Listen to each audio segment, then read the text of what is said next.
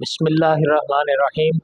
سامعین و ناظرین، یہ ایک کلپ سنیے۔ توجہ نہیں کر جان محترم۔ اور ویسے بھی قرآن کہہ رہا ہے کہ قیامت کے دن ہر بندہ اپنے خدا کے ساتھ جہنم میں جائے گا۔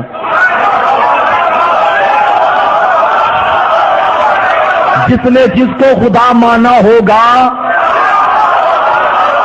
وہ اس کے ساتھ جہنم میں جائے گا، اور جس نے علی کو خدا مانا ہوگا کوئی بھیج کر دکھائے۔ یہ شخص حضرت سیدنا علی المرتضیٰ رضی اللہ تعالی عنہ کی شان میں کیسے گستاخی کر رہا ہے۔ یہ کہتا ہے کہ قرآن پاک میں اللہ تعالیٰ نے فرمایا ہے کہ جو جس کی عبادت کرتا ہوگا، جس کو پوجتا ہوگا، وہ قیامت کے روز اس کے ساتھ جہنم میں جائے گا۔ اور اس میں دلیل کے طور پر حضرت علی المرتضیٰ رضی اللہ عنہ کا نام گرامی لیا ہے۔ کتنی بڑی اس نے توہین کی ہے حضرت علی پاک کی، حالانکہ اس کو قرآن پاک کی آیت کا مطلب ہی نہیں سمجھ آتا۔ تو قرآن پاک میں تو اللہ تعالیٰ یہ ارشاد فرماتا ہے انکم وما تعبدون من دون اللہ حسب جہنم، تم اور تمہارے بت جن کی تم عبادت کرتے ہو وہ جہنم میں جائیں گے۔ یہاں سے مراد بت ہیں، اور یہاں سے مراد وہ کفار بادشاہ ہے جن کی رعایا ان معبودوں کی عبادت کرتی تھی۔ یہاں سے اولیاء کرام مراد نہیں ہے، یہاں سے انبیاء کرام مراد نہیں ہے۔ اگر کسی نے اپنی نادانی کی وجہ سے یا کسی نے ہٹ درمی کی وجہ سے کسی پیغمبر کی عبادت کی یا ان کو معبود سمجھا، تو یہ سمجھنے والے جھوٹے جو عابدین ہے یہ جہنم میں جائیں گے۔ انبیاء کرام علیہم اجمعین کا اس آیت سے کوئی تعلق نہیں ہے۔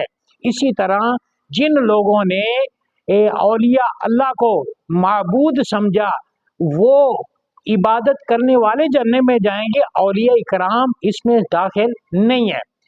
اس آیت کا معنی یہ ہے۔ اور دوسری آیت ہے یوم ندعو کل اناس بامامہم، ہر شخص قیامت کے روز اپنے امام کے ساتھ ہوگا۔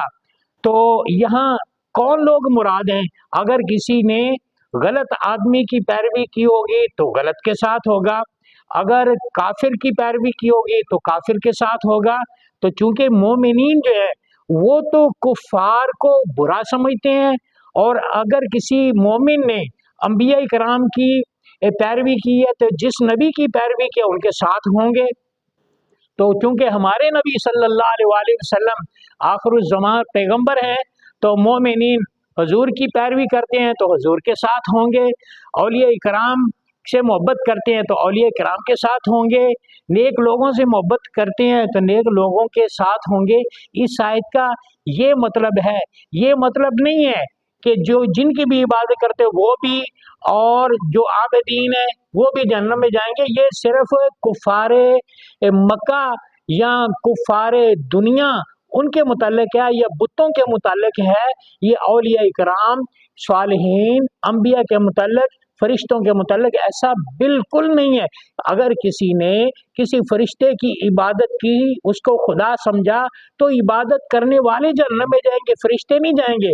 اسی طرح اس آیت کا مطلب بالکل واضح ہے، لیکن سمجھنے کے لیے عشق رسول چاہیے، اور سمجھنے کے لیے امام احمد رضا بریلوی رحمۃ اللہ علیہ کی محبت چاہیے جو انہوں نے سکھائی ہے۔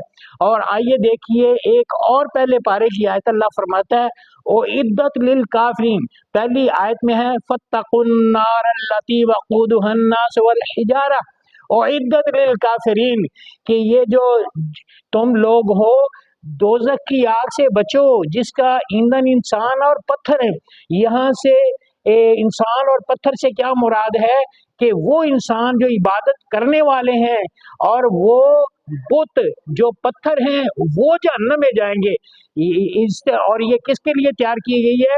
یہ کافروں کے لیے تیار، لہذا معلوم ہوا کہ جو کفار ہوں گے وہ جہنم میں جائیں گے۔ اگر کسی نے اللہ کے کسی پیارے کی عبادت کی تو وہ کرنے والے تو جہنم میں جائیں گے، مگر اللہ کے پیارے ان کا جہنم سے کوئی تعلق نہیں ہے۔ اسی طرح انبیاء کرام کی اگر کسی نے عبادت کی تو انبیاء کا जहन्नम से क्या वासिता है, उनके तो उम्मतियों को अल्लाह जन्नत अता फरमाएगा। चे जाए कि कोई हजरत अली की तौहीन करके कहे कि जिन्होंने खुदा अली को माना है, अली भी माज़अल्लाह ऐसे कोई लफ्ज बोले कि वो भी वहीं होंगे और इबादत करने वाले, ये बिल्कुल मतलब गलत नहीं है। जो आला हजरत इमाम अहमद रजा बरेलवी रहमतुल्लाह अलैह ने मोहब्बत सिखाई है, वो मोहब्बत पास हो तो फिर कुरान की आयतें भी समझ आती हैं, हदीसें भी समझ आती हैं। ये शख्स जिसने कहा है कि हजरत अली की इबादत करने वाले वो जहन्नम में तो जाएंगे ही, लेकिन हजरत अली के मुतल्लक ऐसी बात बिल्कुल नहीं है। ये कहने वाला गुस्ताख है, ऐसे लोगों की बातें ना सुनी जाए।